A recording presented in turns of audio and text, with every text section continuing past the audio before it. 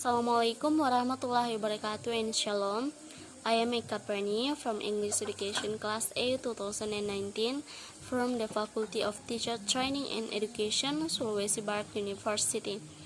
And now I will explain the material about adjective clause.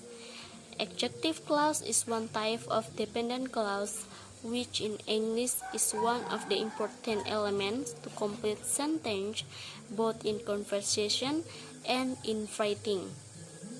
Adjective clause are used to explain nouns and pronouns in a sentence.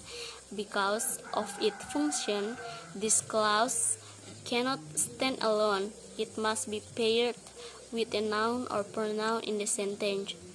Adjective clauses are also combined with relative pronouns such as which, who, and that, and relative adverbs such as when, where, and why.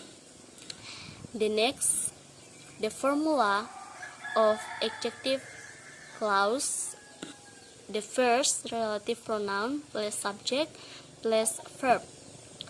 Relative pronouns or which, who, and that can function as subject if there are no other subject.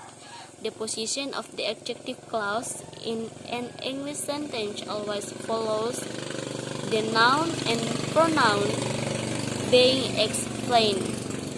Nouns or pronouns in the main clause and function as subject, object, or subject complement in a sentence.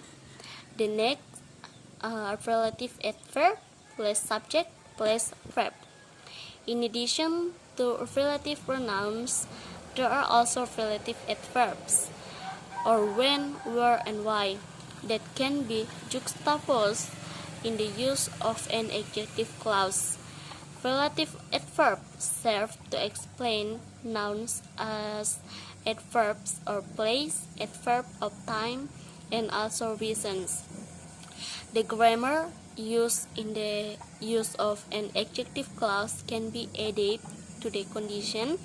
It's the same with the verb. Use verb 1, 2, or 3 can be used according to the context in which they want to be spoken.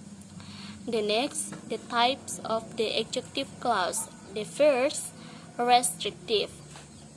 Restrictive, it's an independent and dependent sentence that is bound.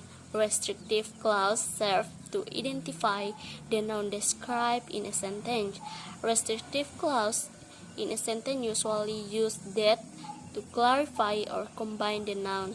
Example sentence: I prefer to use a smartphone that can capture a great picture. That in the sentence is used to explain the main noun or smartphone as the main object in the sentence. The next, non-restrictive. The opposite of restrictive, there is also non-restrictive.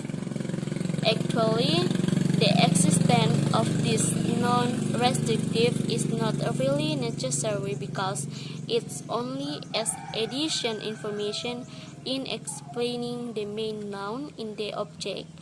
Non-restrictive usually use a comma to precede a relative pronoun. For example, Michelle, whose mom passed away 6 years ago, developed his business overseas. The description whose mom passed away 6 years ago doesn't affect the overall meaning of the sentence above. If the information is not provided, the sentence can still stand and be fully understood. So from me, thank you so much.